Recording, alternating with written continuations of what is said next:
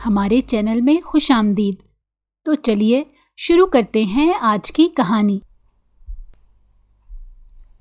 Shirt, دوبارہ ہاتھوں سے چھوٹ گیا وہ میرے۔ تم لوگوں کو پہلے ہی میں نے کہا تھا کہ تم لوگ بیک ایریا سنبھالو گے۔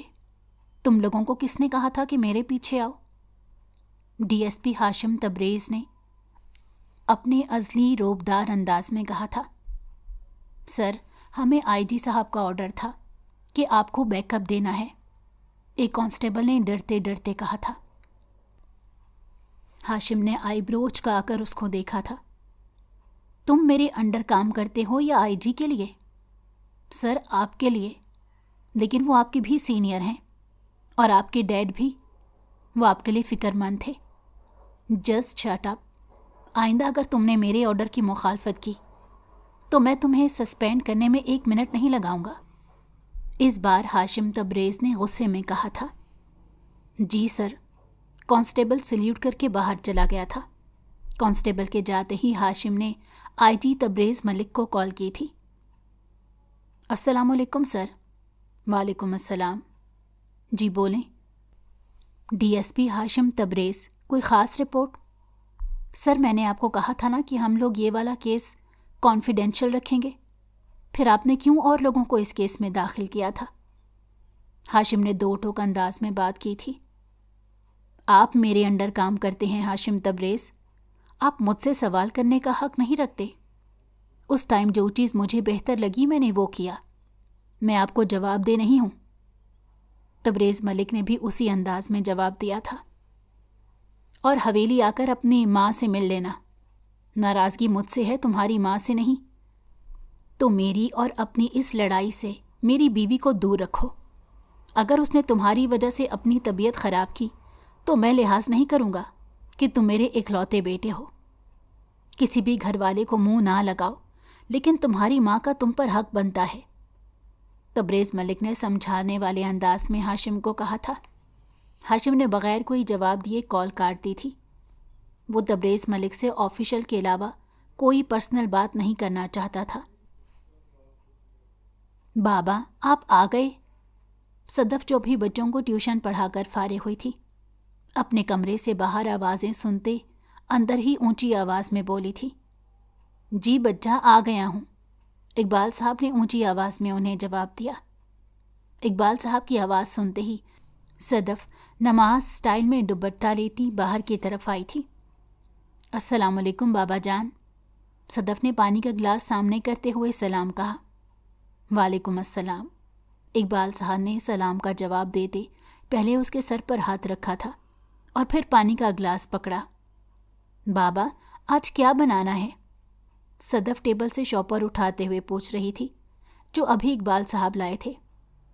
جو میرے بچے کا دل کرے وہ بنا لیں، لیکن کچھ پکانے سے پہلے میں تمہارے لیے سموسے اور جلیبی لایا ہوں، وہ کھا لو۔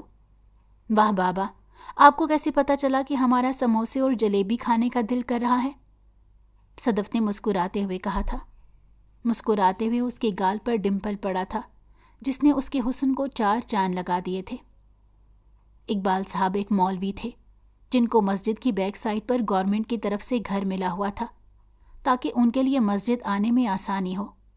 وہ شام کے ٹائم بچوں کو سپارہ پڑھاتے تھے۔ اللہ نے ان کو ایک ہی بیٹی سے نوازا تھا جن کا نام انہوں نے صدف رکھا تھا۔ صدف کی والدہ 3 سال پہلے ہی دنیا فانی سے رخصت ہو گئی تھی، جس کے بعد گھر کے کاموں کی ذمہ داری صدف کے اوپر آ گئی تھی۔ وہ 20 سال کی تھی جس نے سمپل بی اے کے بعد پڑھائی چھوڑ دی تھی۔ پڑھائی چھوڑنے کے بعد وہ گھر میں بور ہوتی تھی، اس لیے ٹائم پاس کرنے کے لیے اس نے ٹیوشن پڑھانا شروع کر دیا تاکہ بوریت ختم ہو جائے۔ بابا کو ہمیشہ پتہ ہوتا ہے کہ اس کی گڑیا کو کیا چاہیے، اقبال صاحب نے مسکراتے ہوئے کہا تھا۔ آپ دنیا کے سب سے اچھے بابا ہیں۔ صدف یہ کہتے ہی ان کے گلے لگی تھی اور پھر پلیٹس لینے کچن میں چلی گئی تھی۔ آج آئی جی کے ساتھ ہاشم نے میٹنگ رکھی تھی۔ اس میٹنگ کے بارے میں اس نے پوری کوشش کی تھی اے آئی جی کو پتہ نہ لگے، کیونکہ وہ نہیں چاہتا تھا تبریز ملک اس کے معاملوں میں انٹرفیئر کریں۔ اس لیے اس نے یہ میٹنگ کانفیڈینشیل ان کے گھر پر رکھی تھی۔ مزمل مرزا، آئی جی ہاشم کی قابلیت سے بہت متاثر تھے اور اس کو وہ پرسنلی بھی پسند کرتے تھے کیونکہ ان کے فیملی ٹرمز بھی بہت اچھے تھے اور اوپر سے وہ ان کی اکلوتی بیٹی افراح کی پسند تھا۔ ہاشم ابھی ابھی گھر میں داخل ہوا تھا۔ السلام علیکم سر۔ ہاشم نے آتے ساتھ ہی انہیں سلیوٹ کیا۔ وعلیکم السلام، بیٹھو، آئی جی صاحب نے آہستگی سے کہا۔ بولو، ایسی کیا بات تھی جو تم کانفیڈینشیل رکھنا چاہتے ہو؟ سر وہ ایکچولی جو حوالہ اور بلیک میلنگ کا کیس ہے، ٹی ایس والا، وہ میں پرسنلی خود ہینڈل کرنا چاہتا ہوں، وہ بھی کسی سینئر کی انوالومنٹ کے بغیر۔ میں اس میں خود اپنی ٹیم کریٹ کروں گا جن لوگوں پر مجھے بھروسہ ہوگا۔ میں چاہتا ہوں کہ آپ اے آئی جی کو ہمارے معاملے سے دور رکھیں۔ میں تمہیں اکیلا یہ سب معاملات ہینڈل کرنے کی اجازت نہیں دے سکتا کیونکہ مجھے لگتا ہے تم اس میں اپنے پرسنل گریجز بھی نکالو گے۔ سر، آپ کو لگتا ہے کہ میں اپنی ڈیوٹی میں اپنی پرسنل لائف کو لاتا ہوں؟ ہاشم نے بے یقینی سے اے جی کو دیکھا تھا۔ میں نے ایسا نہیں کہا ہاشم، تم میرے لیے میرے بیٹے کی طرح ہو اور میں نہیں چاہتا کہ تم اتنے خطرناک کام میں ہاتھ ڈالو۔ ہم پہلے بھی 3 بار اس کیس میں ناکامیاب ٹھہرے ہیں۔ وہ لوگ اب پہلے سے زیادہ الرٹ ہیں۔ اب کی بار آئی جی مزمل مرزا نے مفاہانہ انداز سے سمجھاتے ہوئے کہا تھا، سر اگر میں خطروں سے ڈرتا ہوتا تو اس فیلڈ میں کبھی بھی نہیں آتا، اور ویسے بھی میں یہ کیس ہینڈل کرنا چاہتا ہوں۔ میں چاہتا ہوں اس کی اتھارٹی مجھے دے دیں۔ ہاشم نے پر اعتماد انداز میں کہا تھا، ٹھیک ہے، میں تمہیں یہ کیس دیتا ہوں، لیکن میری ایک شرط ہے۔ جی سر، آپ بولیں۔ تمہیں یہ کیس 1 مہینے میں ختم کرنا ہوگا، وہ بھی کامیابی کے ساتھ۔ اگر تم اس کیس کو سالو کرنے میں کامیاب نہیں ہوتے تو پھر اس کیس سے تم خود پیچھے ہٹو گے بغیر کسی آرگیومنٹ کے۔ مزمل مرزا نے ہاشم کو اجازت دیتے ہوئے کہا، اوکے سر، میں آپ کو نا امید نہیں کروں گا۔ ہاشم نے عزم کے ساتھ کہا تھا۔ اوکے سر، میں چلتا ہوں، وہ یہ کہہ کر وہاں سے جانے لگا تھا۔ کھانا کھا کر جانا برخوردار، افراح نے خود اپنے ہاتھوں سے بنایا ہے۔ جب سے سنا ہے تم گھر آ رہے ہو تو کھانا بنانے میں لگی ہوئی ہے، اور ویسے بھی ڈی ایس پی، میں تمہیں اپنے ہاتھ کا کھانا کھلائے بغیر یہاں سے جانے نہیں دوں گی۔ افراح نے کچن سے آتے ہوئے ہاشم کو دھمکی لگائی تھی۔ وہ دونوں ہم عمر تھے اور ایک ساتھ ہی پڑھ لکھ کر بڑے ہوئے تھے۔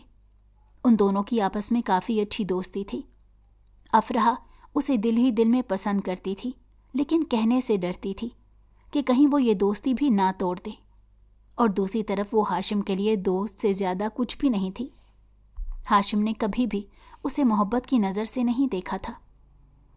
اگر تمہارے ہاتھ کا کھانا کھا لیا نا، 2 دن تک ہاسپٹل میں رہنا پڑے گا، ہاشم نے اس کا مذاق اڑاتے ہوئے کہا۔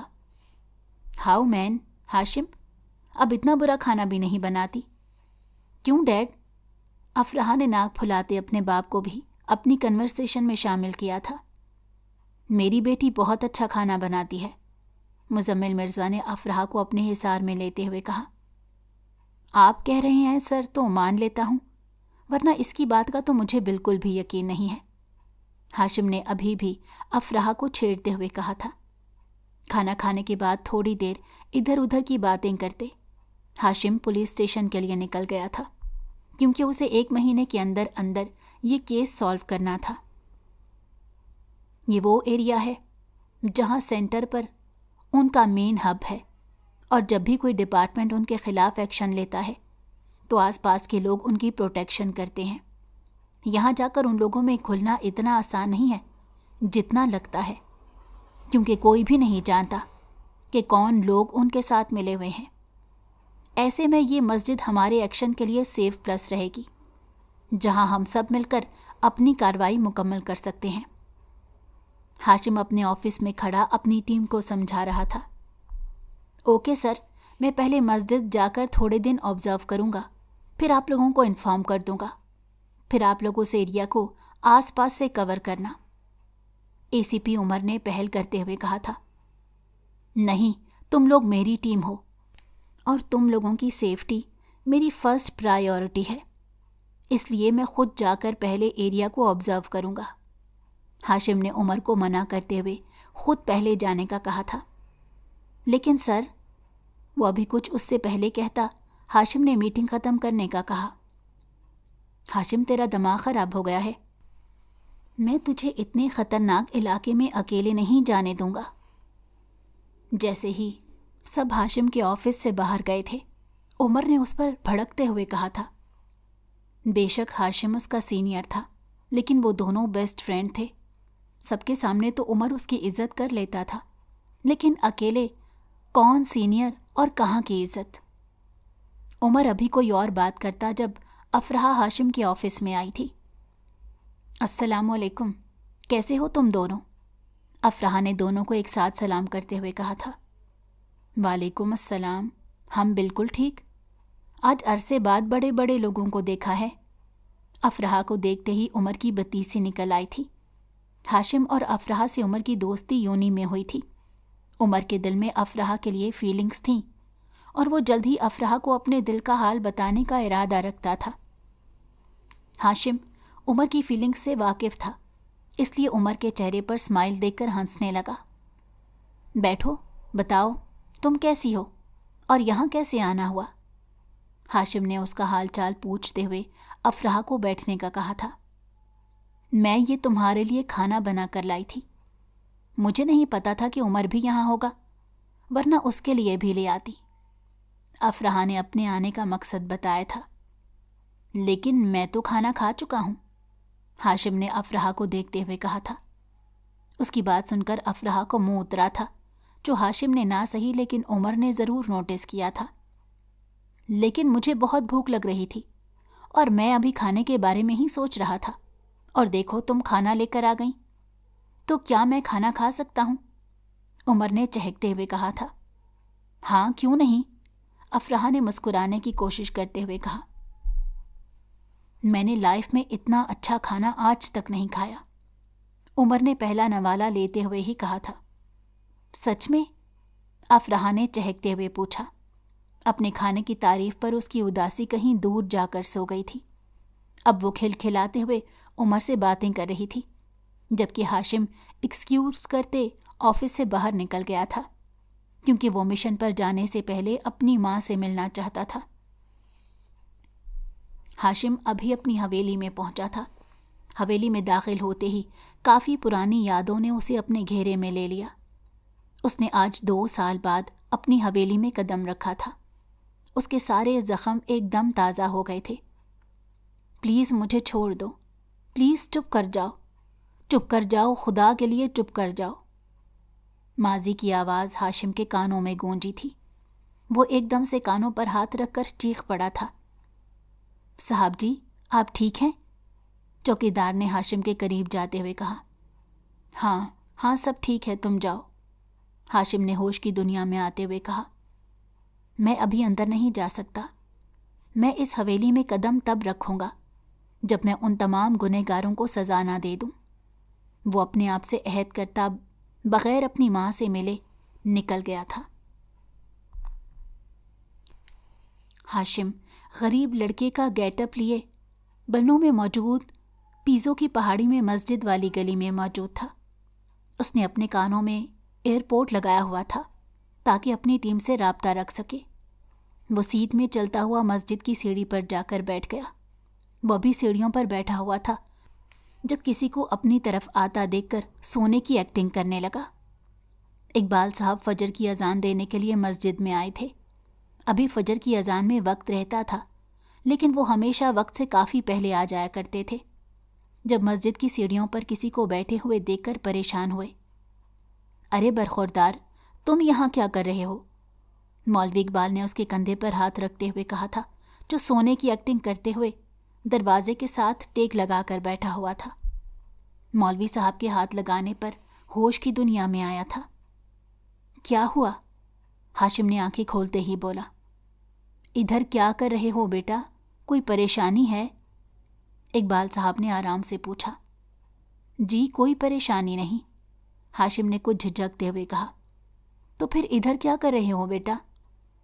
وہ میرے پاس رہنے کا کوئی ٹھکانہ نہیں، میں جہاں جاب کرتا تھا انہوں نے بغیر بتائے وہاں سے نکال دیا، رہائش بھی ان کی تھی، تو پھر مجھے کمرہ خالی کرنا پڑا۔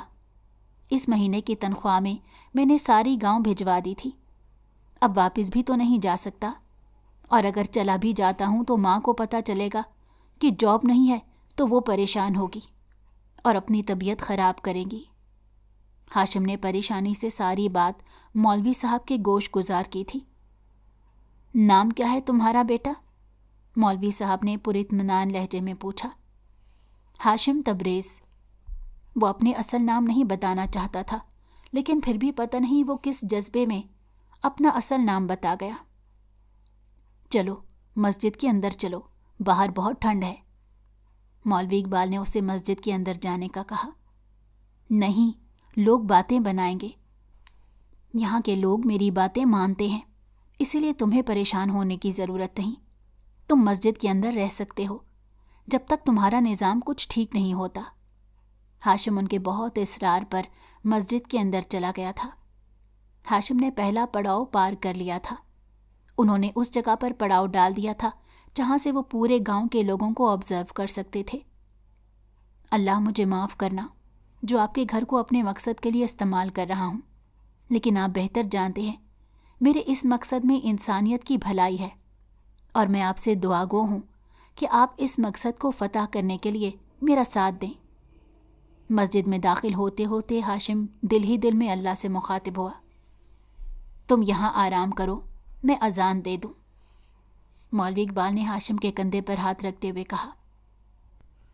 नमाज पढ़ने जितने भी लोग आए थे वो हाशिम को अजीब नज़रों से देख रहे थे, लेकिन हाशिम ने लोगों की नज़रों का कोई ख़ास असर नहीं लिया था, क्योंकि वो यहाँ अपना मकसद पूरा करने के लिए आया था।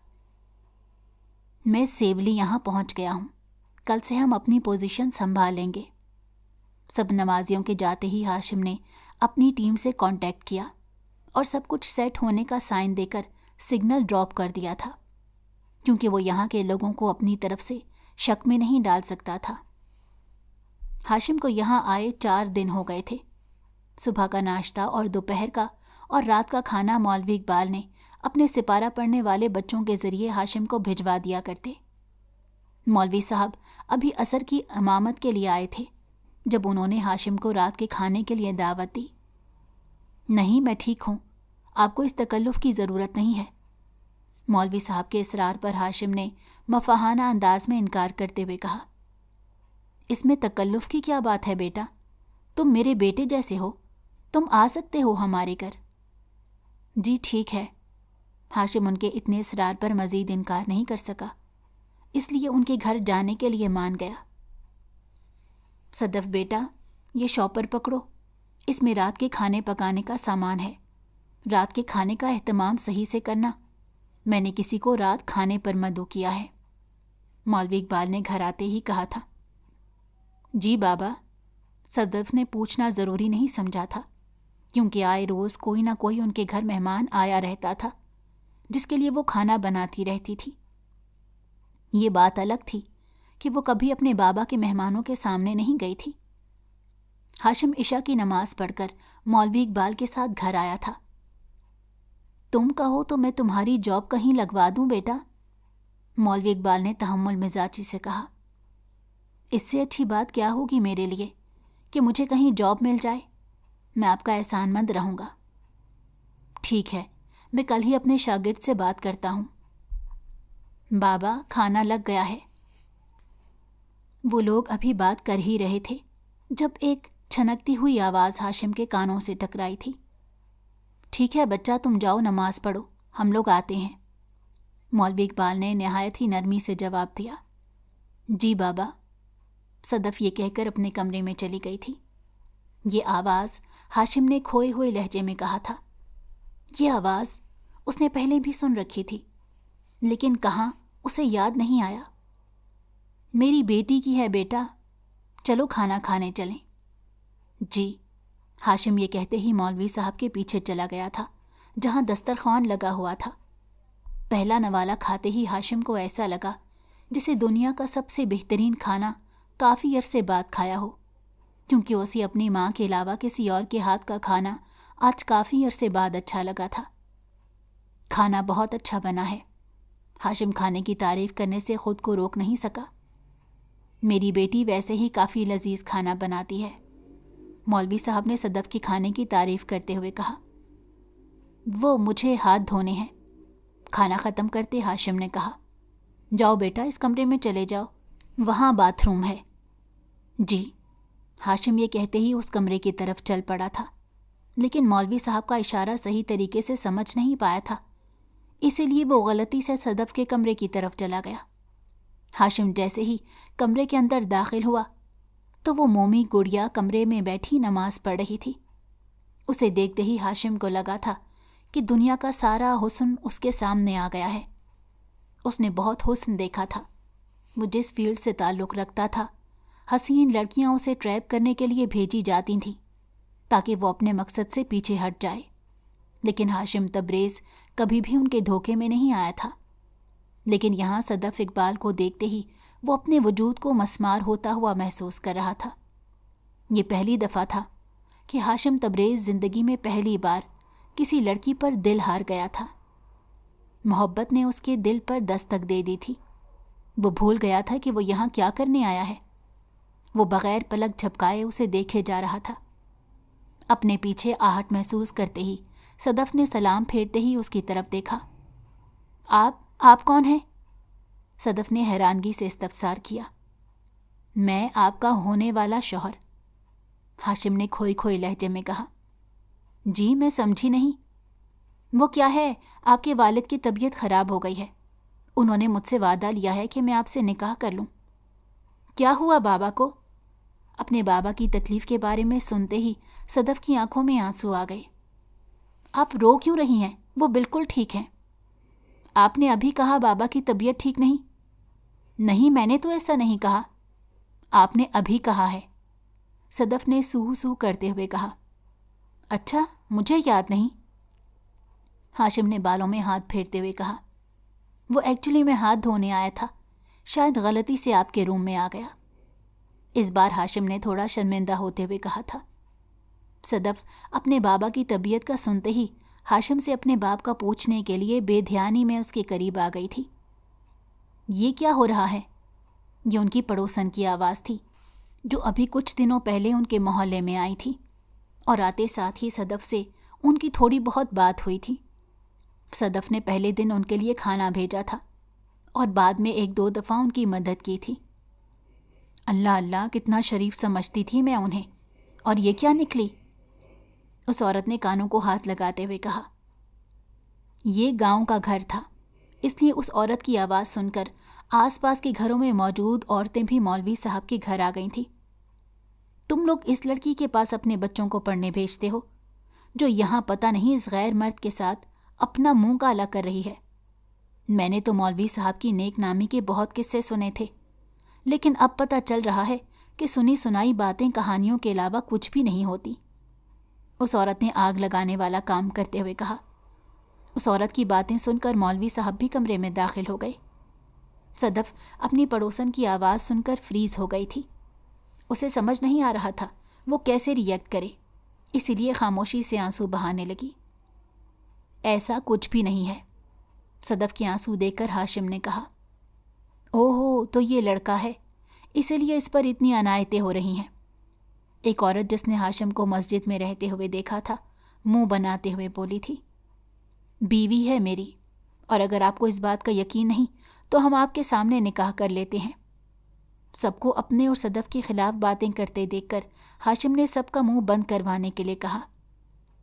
ہاشم کی اس بات پر مولوی اقبال نے اس کی طرف دیکھا۔ ہاشم نے عمر کو میسج کیا تھا کہ ان کے ساتھ جو لیڈی انسپیکٹر ہے اسے اپنے ساتھ لے کر مولوی صاحب کے گھر پہنچے اور ساتھ کچھ محلے کی عورتوں کو بھی لے لیں۔ وہ کسی حال میں بھی صدف کو کھونا نہیں چاہتا تھا، وہ اسے ہر مشکل سے بچانا چاہتا تھا، اسی لیے ہاشم نے یہ سارا گیم کھیلا تھا۔ نکاح کب ہوا؟ وہاں کھڑی ایک اور عورت بولی۔ جب صدف BA کرنے ہاسٹل میں رہتی تھی، اور جب میں اسے ملنے کے لیے گیا تھا تو وہاں میری طبیعت خراب ہو گئی تھی، تو یہ لڑکا مجھے ہاسپٹل لے کر گیا تھا۔ اس ٹائم مجھے یہ لڑکا اپنی بیٹی کے لیے بہتر لگا، اسی لیے کیونکہ مجھے لگ رہا تھا میرا وقت نزدیک ہے، تو اس لیے میں نے صدف کا نکاح ہاشم سے کرا دیا۔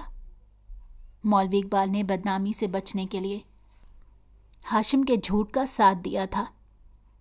आप कह रहे हैं तो मान लेते हैं, एक औरत बीच में बोली थी। ये वही औरत थी जिसने आकर यह सब तमाशा शुरू किया था। लेकिन हम फिर भी चाहते हैं कि इनका निकाह हमारे सामने हो। ठीक है। मौलवी इकबाल मान गए थे उस औरत की बात, और उन्हें वैसे भी इस टाइम ये सब सही लग रहा था, क्योंकि निकाह का झूठ तो वो बोल चुके थे। अब वो ज़माने के सामने झूठे तो नहीं कहला सकते थे, इसीलिए वो निकाह के लिए मान गए। सदफ इस सारे मामले में खामोश मूरत बनी खड़ी आंसू बहाती रही। कुछ देर बाद उसे हाशिम तबरेज़ खान के साथ मंसूब कर दिया गया, जिसे वो जानती भी नहीं थी, लेकिन उसने इसकी इज्जत बचाई थी। वो दिल ही दिल में उसकी मशकूर हो रही थी। मैं ताउम्र आपकी वफादार रहूंगी। सदफ ने दिल ही दिल में निकाहनामा साइन करते हुए अहद किया था। हाशिम ने सदफ को धोखा दिया था, अपना बनाने के लिए सारा ड्रामा रचाया था, लेकिन वो दिल ही दिल में मुतमईन था कि उसने अपनी मोहब्बत को इस रूप में अपने निकाह में ले लिया है जिस रूप में उसने उसे पसंद किया था। उसके दिल ने सामने खड़ी मोमी गुड़िया को अपना बनाने की ख्वाहिश की थी। निकाह होते ही तमाम लोग वहाँ से जा चुके थे। अब सिर्फ वहाँ सदफ, हाशिम और मौलवी इकबाल साहब खड़े थे। उनके जाते ही हाशिम ने मौलवी साहब को सारी बातें बताई थी। अल्लाह ने मेरी बेटी की किस्मत में ऐसे ही तुम्हारा साथ लिखा था, और मैं कौन होता हूँ अपने रब के फैसले में मदाखलत करने वाला। इकबाल साहब ने निहायत ही शाइस्ता अंदाज में कहा। ये सब क्या था? हाशिम के मस्जिद आते ही सबसे पहले उमर ने उनसे सवाल किया। वो मस्जिद में बैठा हुआ हाशिम के आने का इंतज़ार कर रहा था। क्या किया? हाशिम ने भी उमर की तरह सवाल करते कहा। निकाह के बारे में बात कर रहा हूँ। तुम आज पहली दफ़ा उसके घर गए थे, ये सब क्यों किया तुमने? तुम जानते हो ना हम यहाँ मिशन के लिए आए हैं, और तुम ये सब निकाह करके बैठ गए हो। क्या ये सब कुछ तुम्हारे मिशन का हिस्सा है? नहीं, ये मिशन का हिस्सा नहीं, मेरे दिल का हिस्सा है, हाशिम ने खोए खोए अंदाज में कहा था। तुझे मोहब्बत हो गई है हाशिम? उमर ने उसका रुख अपनी तरफ करते हुए कहा। पता नहीं, दिल ने कहा इसे अपना बना लो तो अपना बना लिया, और तुझे पता है कि पहली दफ़ा ऐसा हुआ है कि मैं हाशिम तबरेज़ दिल की इस तरह से बेख्तियार होने पर उसका साथ देता गया। कुछ समझ ही नहीं आया कि करना क्या है। उसे देखते ही सिर्फ एक जज्बा था दिल में, और वो था उसे अपना बनाने का, जो मैं पूरा कर चुका हूँ। अगर ये वाकई मोहब्बत है हाशिम, तो मैं तेरे लिए बहुत खुश हूँ, उमर ने खुशी का इजहार करते हुए कहा। चल अब मिशन की तरफ फोकस करते हैं, हमारे पास बहुत कम दिन रह गए हैं। हाशिम ने उमर का ध्यान अपनी तरफ से हटाते हुए मिशन की तरफ लगाया था। वैसे मैं सोच रहा था पहले अफराह को तेरी शादी के बारे में बता दूं, उमर ने हाशिम को छेड़ने वाले अंदाज में कहा। रहने दे भाई, कॉल करके दिमाग का दही कर देगी, उसको एक दफ़ा ही हैंडल करूँगा। ये भी सही है। वो अब ज़्यादा से ज़्यादा टाइम अपने मिशन को दे रहे थे। दिन जल्दी से गुजर रहे थे। लोगों की बातों को सुनते हुए मौलवी साहब ने रुखसती का कहा था। इकबाल साहब की नज़र में हाशिम के पास रहने के लिए घर नहीं था, इसीलिए उन्होंने हाशिम को रुखसती के बाद अपने साथ रहने का कहा था। वो उनकी बात मान गया था, लेकिन रुखसती से ज़्यादा उसका ध्यान अपने मिशन की तरफ था। वो सब अपनी मंजिल के बहुत करीब थे। हाशिम को लग रहा था वो आज अपनी बहन का बदला ले लेगा। उसे आज भी वो 3 साल पहले का दिन नहीं भूलता था। तबरेज़ मलिक ने अपने वालिदैन के ख़िलाफ़ जाकर पुलिस फोर्स ज्वाइन की थी। शुरू में तो उनके पेरेंट्स ने बहुत नखरे दिखाए, क्योंकि उनके बेटे ने ऐसी फील्ड ज्वाइन कर ली थी जिसमें ख़तरा ही ख़तरा था, लेकिन बिला आखिर वो मान ही गए थे। तबरेज़ मलिक ने शादी अपने माँ बाप की पसंद से सबीहा फ़रोज़ से की थी, जो नहायत ही खुश शक्ल और खुश इखलाक औरत थी, और जल्द ही तबरेज़ मलिक की मोहब्बत बन गई थी। शादी के 1.5 साल बाद उन्हें अल्लाह ने 2 जुड़वा बच्चों की सूरत में नेमत और रहमत के साथ नवाजा था। बेटी का नाम उन्होंने ईशमल रखा था और बेटे का नाम हाशिम तबरेज मलिक था। सब कुछ सही चल रहा था। उनके बच्चे 24 साल के हो गए थे जब तबरेज मलिक के पास टीएस केस आया था। वो ये एक ऐसा ग्रोह था जिसमें 2 ग्रुप पाए जाते थे। एक ग्रुप जिसके नौजवान लड़के लड़कियों को अपनी बातों में फंसाकर उनकी नाजेबा पिक्चर्स एडिट करके उनको ब्लैकमेल करते थे गलत काम करने के लिए, और जो लड़कियां नहीं मानती थी उनकी पिक्चर्स डार्क वेब पर अपलोड कर देते थे। दूसरे ग्रुप ब्लैक मनी को पाकिस्तान लाकर उन लोगों के हवाले करता था जिन लोगों के वो पैसे होते थे। इसमें मुल्क की बहुत नामवर हस्तियां शामिल थीं, सियासतदान वगैरह, और ये ग्रुप पैसा हवाला करने पर अपने लिए बहुत बड़ा मार्जिन रखता था। तबरेज मलिक की दिन ब दिन इस केस में प्रोग्रेस शानदार होती जा रही थी। वो उस ग्रोह को पकड़ने के बहुत ही करीब थे और बहुत जल्द टीएस गैंग के मास्टरमाइंड को पकड़ने वाले थे, जिसको आज तक किसी ने भी नहीं देखा था। दूसरी तरफ टीएस गैंग अपनी यह हार बर्दाश्त नहीं कर पाया था, इसलिए उन्होंने तबरेज मलिक से बदला लेने का सोचा, और इस बदले का मोहरा उन्होंने ईशमल तबरेज मलिक को बनाया था। वो आज सुबह से घर हवेली में थी। उसकी तबीयत कुछ ठीक नहीं थी, इसलिए उसने यूनी से छुट्टी की थी। आज घर में सिक्योरिटी भी ना होने के बराबर थी, क्योंकि मलिक हवेली की सिक्योरिटी को पूरी प्लानिंग के साथ वहाँ से हटाया गया था। सबीहा बेगम अपने सास ससुर के साथ गांव में फौतगी पर गई हुई थी और उसे इस बात का फ़ायदा दुश्मनों ने उठाया। वो बैठी नॉवल पढ़ रही थी जब ईशमल को महसूस हुआ कि कोई उसके रूम का दरवाज़ा खोलने की कोशिश कर रहा है।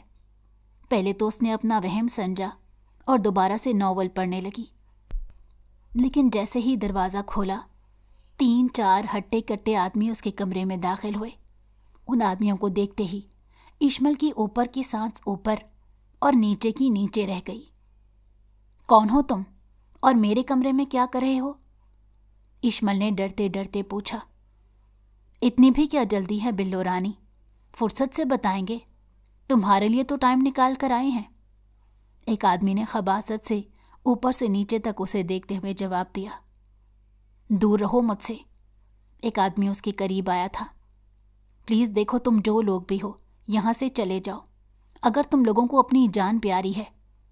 तुम लोग जानते नहीं हो मेरे बाबा को, पुलिस में हैं, वो तुम लोगों को जिंदा नहीं छोड़ेंगे। ईशमल ने डरते डरते धमकी देते हुए कहा था और उस आदमी को धक्का देकर अपने कमरे से भागने लगी थी जब एक आदमी ने उसे बालों से पकड़कर घसीटा था।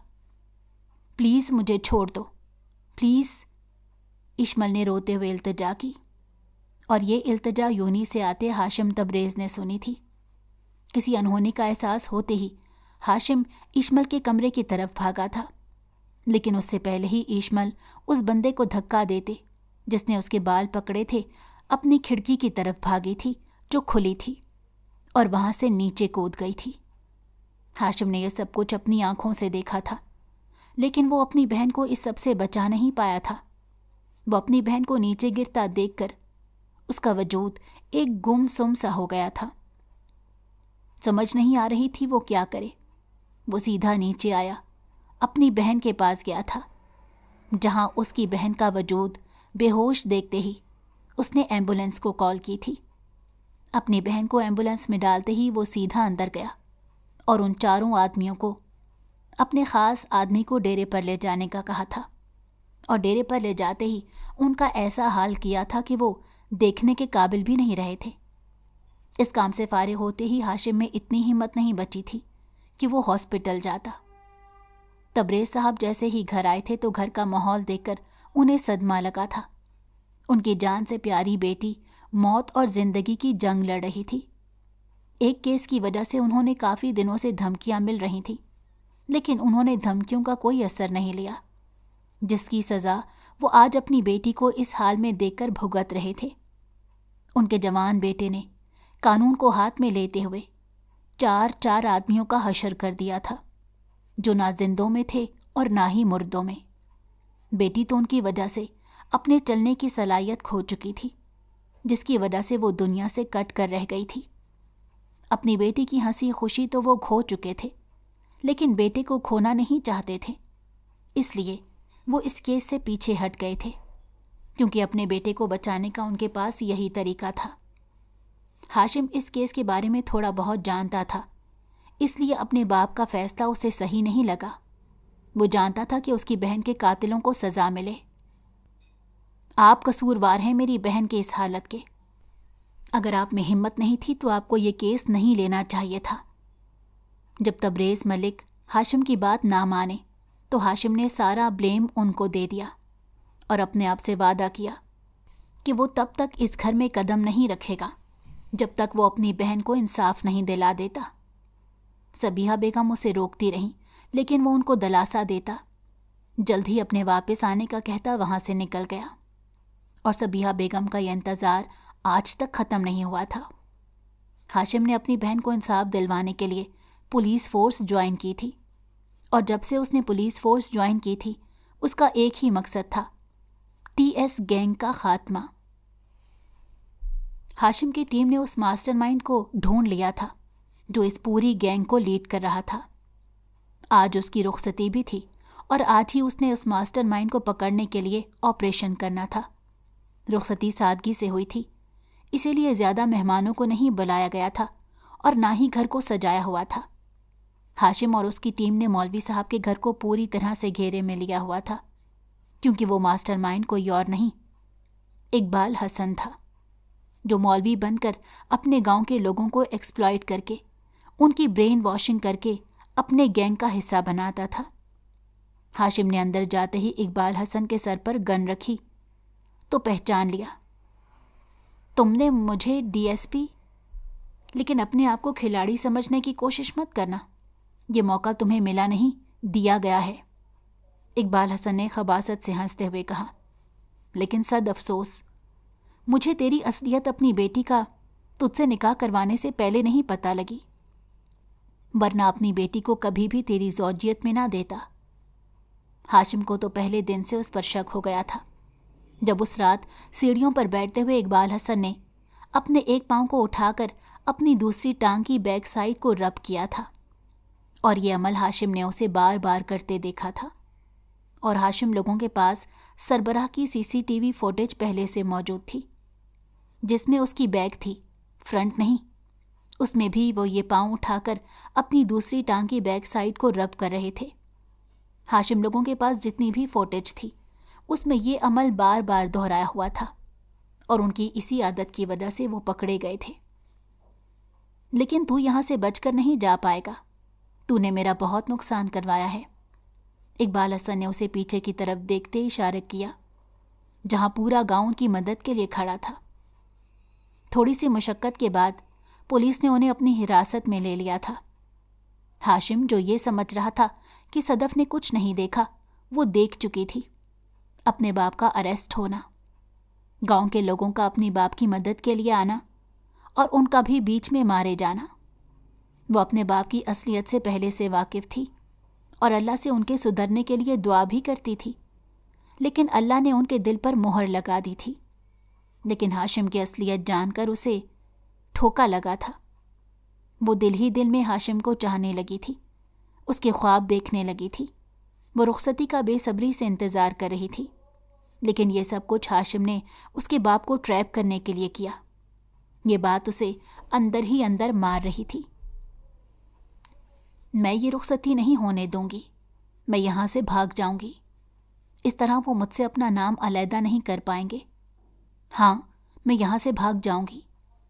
वो ये कहते ही सब औरतों से छुपते छुपाती बाहर की तरफ निकली। वो यहाँ से बहुत दूर चले जाना चाहती थी, जहाँ हाशिम उस तक रिसाई ना हासिल कर सके। लेकिन वो ये बात भूल गई थी कि वो जिन औरतों के सामने से निकली है वो गांव की नहीं, उनमें एक औरत भी गांव की नहीं थी। वो इस बात पर गौर नहीं कर पाई। अगर गांव की औरतें होतीं तो इतने संगीन मामलात पर बाहर चली जाती, ना कि वो उसके पास रहती।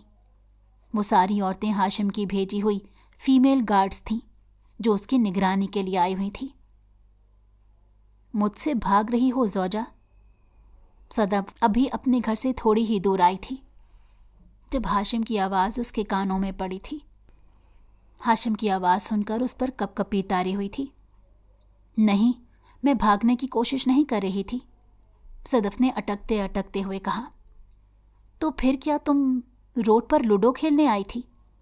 हाशिम का लहजा अब भी सर था। नहीं, वो मैं क्या? मुझे आपके साथ नहीं रहना, मुझे जाने दें। बहुत मुश्किलों से सदफ ने अपनी बात बोल दी।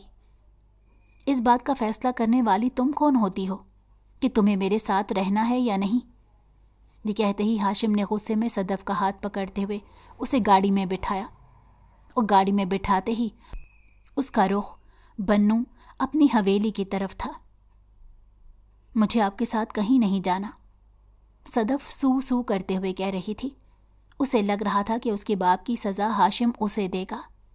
हाशिम के खौफ से उसका पूरा बदन कांप रहा था। हाशिम सदफ की रोने और मिन्नतों को नज़रअंदाज करते हुए ज़बरदस्ती उसे अपने साथ हवेली में ले आया।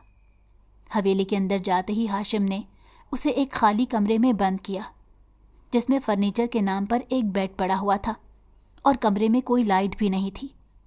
हाशिम ने दरवाज़ा बाहर से लॉक अभी लगाया ही था जब सदफ ने रोते रोते दरवाज़ा पीटना शुरू किया। हाशिम, प्लीज़ मुझे यहाँ से बाहर निकालें, मेरा यहाँ पर दम घुट जाएगा, अंधेरे से मुझे डर लगता है, सदफ ने रोते हुए कहा। तुम तब तक यहाँ पर कैद रहोगी जब तक तुम अपने दिल से ये ख्याल नहीं निकाल देगी कि तुम मुझसे दूर जा सकती हो, क्योंकि दूर जाने का ऑप्शन हाशिम तबरेज़ मलिक ने तुम्हें कभी दिया ही नहीं, हाशिम ने ठंडे लहजे में कहा था। हाशिम को उसके मुंह पर अपना नाम बहुत भला लगा था, लेकिन उसे इस बात पर गुस्सा आया था कि वो उससे दूर भागने की कोशिश कर रही थी। वो उसे इस बात के लिए सज़ा देना चाहता था ताकि वो आइंदा ऐसी हरकत ना करे। हाशिम, मैं आपसे दूर इसलिए जा रही थी कि मैं नहीं चाहती थी कि बाबा के किए की सज़ा आप मुझे दे दें। मैं नहीं चाहती आप अपना नाम मुझसे अलहदा करें। वो अपने डर के चक्कर में हाशिम से क्या बोल गई थी उसे पता ही ना चला। हाशिम, प्लीज़ आप मेरी बात का यकीन करें, मुझे आपसे मोहब्बत है, मैं सच में आपसे मोहब्बत करती हूँ। जब से मेरा निकाह हुआ मैंने आपके बारे में दिन रात सोचा है। मेरा खुदा गवाह है, मैं आपसे दूर जाने का सोच भी नहीं सकती, लेकिन मैं डरती हूँ कि आप मुझे छोड़ देंगे। वो डरते डरते बोल रही थी और हाशिम अल्फाजों के हिसार में कहीं खो सा गया था। वो यकीन नहीं कर पा रहा था कि वो लड़की उससे मोहब्बत का इजहार कर रही है, जिसे देखते ही उसे पहली नज़र में मोहब्बत हो गई थी। हाशिम ने दरवाज़ा खोला। दरवाज़ा खुलते ही सदफ आकर हाशिम के सीने के साथ लग गई और सदफ ने हाशिम के गिर्द अपने बाजुओं का हिसार बांध लिया था कि कहीं वो फिर से उसे अंधेरे कमरे में अकेला ना छोड़कर चला जाए। सदफ अभी भी हाशिम के हिसार में कपकपाते हुए रो रही थी जब हाशिम ने उसकी कमर पर हाथ सहलाते उसे रिलैक्स किया। तुम्हें क्यों लगा था कि मैं तुम्हें छोड़ दूंगा? हाशिम ने उससे सवाल किया। क्योंकि आपको मुझसे मोहब्बत नहीं है ना? वो अभी सू सू कर रही थी और अपनी नाक उसी की शर्ट से रगड़ कर साफ कर रही थी। वह निहायत ही नफासत पसंद बंदा था, लेकिन अपनी मोहब्बत के लिए वो ये सब बर्दाश्त कर रहा था। हाशिम तबरेज़ मलिक के लिए सदफ हाशिम तबरेज़ सांस लेने की वजह बन गई है। मैं खुद नहीं जानता कब से, लेकिन ये सच है, हाशिम तबरेज़ मलिक को सदफ हाशिम तबरेज़ से मोहब्बत है और इस मोहब्बत की इंतहा वो खुद भी नहीं जानता। हाशिम उसे अपने सीने में मज़ीद भेंचते हुए बोला था। हाशिम की मोहब्बत का इजहार सुनते ही उसे ऐसा लगा था जैसे वो मोतबर हो गई है। आप वाकई मुझसे मोहब्बत करते हैं? मैं वाकई तुमसे मोहब्बत करता हूँ और अपनी जान से ज़्यादा करता हूँ। आप किसी के कहने में आकर मुझे छोड़ेंगे तो नहीं ना? सदफ ने हाशिम के सामने अपना एक और डर जाहिर किया। हाशिम तबरेज़ मलिक, तुमसे दस्तबरदार सिर्फ एक ही सूरत में हो सकता है और वो है मौत। अल्लाह ना करे आपको कुछ हो। सदफ ने उसके होंठों पर हाथ रखते हुए कहा था। हाशिम ने उसके हाथ को चूमा जो उसके होंठों पर रखा था। हाशिम की हरकत देखते हुए सदफ सुर्ख अनार होते हुए अपना हाथ पीछे कर गई थी। अल्लाह तो कुछ नहीं करेगा, लेकिन तुम जो मेरे इतने पास खड़ी मेरे जज्बात का इम्तहान ले रही हो ना, इस इम्तिहान को पार करते करते अगर मुझे कुछ हो गया तो? हाशिम ने ज़ूमाइनी अंदाज में कहा। तो आप क्यों इम्तिहान पार कर रहे हैं? ना करें। सदफ ने नासमझी से कहा, अगर मैंने ये इम्तिहान पार ना किया तो तुम मुश्किल में पड़ जाओगी। हाशिम का अंदाज अभी भी शोखपन लिए हुए था। मुझे हर वो मुश्किल कबूल है जो आपके लिए आसानियां पैदा करे। जैसे आपकी मर्जी बेगम। ये कहते ही हाशिम ने अपनी मुस्कुराहट छुपाते हुए सदफ को ब्राइडल स्टाइल में अपनी गोद में उठाया। ये आप क्या कर रहे हैं? सदफ ने एकदम बौखलाते हुए कहा। आपके लिए मुश्किल खड़ी, वो भी आपकी इजाज़त के साथ। हाशिम ने मुस्कुराते हुए कहा था। लेकिन मैंने वो। अभी बात मुकम्मल करती जब अपनी और हाशिम की कुछ देर पहले वाली बातों को याद करके वो खुद ही ब्लश करने लग गई थी। डॉल, मैंने ऐसा भी कुछ नहीं किया कि आप ब्लश कर रही हैं। वो हाशिम की और बेबाक बातें बर्दाश्त नहीं कर पा रही थी, इसीलिए अपने आप को छुपाने के लिए हाशिम के सीने में घुसने की कोशिश करने लगी थी। हाशिम उसकी यह हरकत देकर कहकहा लगा गया और उसे लेकर अपने कमरे की तरफ बढ़ गया था, क्योंकि वो अपनी नई जिंदगी की शुरुआत अपने कमरे से करना चाहता था। इकबाल हसन को उसके साथियों को ISI के हवाले कर दिया गया, क्योंकि उनका लिंक इंटरनेशनल लेवल पर गैंग के साथ भी था, जिसके मामलात अब आगे ISI ने देखने थे। हाशिम और उनकी टीम को उनकी बेहतरीन कारकर्दगी की वजह से सरकार की तरफ से गोल्ड मेडल मिला था, जो कि हाशिम ने अपने बाप के हाथों पहनने की रिक्वेस्ट की थी। वो उनसे अपने रवैये की माफ़ी मांग चुका था और अपनी माँ से भी माफ़ी मांगी थी कि उसने उन्हें औलाद की जुदाई का गम दिया था, और सबसे सदफ का इंट्रोडक्शन करवाया था, लेकिन किसी को भी उसके बाप का नहीं बताया था। उमर के सिवा सदफ के बाप की असलियत कोई नहीं जानता था कि उसका बाप कौन है। उन्होंने बग़ैर कोई बहस किए हाशिम को माफ़ कर दिया, लेकिन ये जताना ज़रूरी समझा था कि तुमने हमें बहू की सूरत में इतनी प्यारी बेटी ला कर दी है, इसीलिए माफ़ कर रहे हैं। जिस पर वो शोखा हुआ था कि पसंद किसकी है। हाशिम को मेडल पहनाते ही तबरेज़ मलिक की आंखों में आंसू आ गए। उनकी आंखों में आंसू देखते ही हाशिम ने उन्हें गले से लगा लिया। मलिक फैमिली अभी वेडिंग हॉल पहुंची थी। आज अफराहा और उमर की शादी थी। उमर ने हिम्मत करते हुए अफराहा को प्रपोज कर दिया था। अफराहा ने अपनी यकतरफा मोहब्बत पर इन्ना लिल्लाहि व इन्ना इलैहि राजिऊन पढ़ते हुए उसे हाँ कर दी थी, क्योंकि वो किसी शराब के पीछे नहीं भागना चाहती थी। इसलिए उसने उमर को हाँ कर दी कि किसी को तो उसकी मोहब्बत मिले, और ये फ़ैसला उसकी आइंदा की ज़िंदगी के लिए खुश आइन साबित होने वाला था। हाशिम ने स्टेज पर आते ही उमर की गले लगते हुए उसको उसकी मोहब्बत पा लेने की मुबारकबाद दी, और ये गले लगने का मंजर कैमरामैन ने अपने कैमरे में कैद किया था। अगर आपको हमारी कहानी पसंद आई हो तो हमारे चैनल को लाइक करें और सब्सक्राइब कर दें।